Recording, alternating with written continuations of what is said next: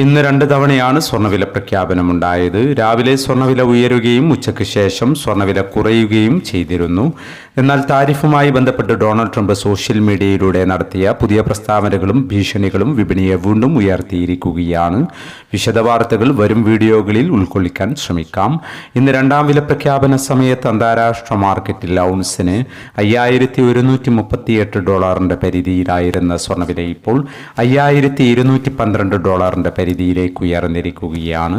മാർക്കറ്റിന്റെ ഇപ്പോഴത്തെ അവസ്ഥയിൽ നാളെ സ്വർണ്ണവില പവന് 1800 അല്ലെങ്കിൽ 2000 രൂപയുടെ റേഞ്ചിൽ ഉയരാനുള്ള സാധ്യത നിലനിൽക്കുന്നു. എന്നാൽ മാർക്കറ്റിൽ മാറ്റങ്ങൾക്ക് ഇനിയും സമയം ബാക്കിയാണ് എന്നുകൂടി ഓർമ്മപ്പെടുത്തുകയാണ്. ഇപ്പോൾ തങ്കവില ഗ്രാമിന് 15700 രൂപയിലാണ് എത്തി നിൽക്കുന്നത്.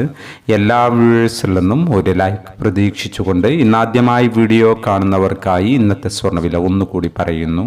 ഉച്ചയ്ക്ക് ശേഷം പവന് 800 രൂപ കുറഞ്ഞു. ഇന്ന് 23/2/2026 പവന് 1,17,520, ഗ്രാമിന് 14,690. ഈ വീഡിയോ നിങ്ങൾക്ക് ഉപകാരപ്രദമെങ്കിൽ വീഡിയോക്ക് താഴെ ലൈക്ക് ചെയ്യാൻ മറക്കരുത്. Thank you for watching.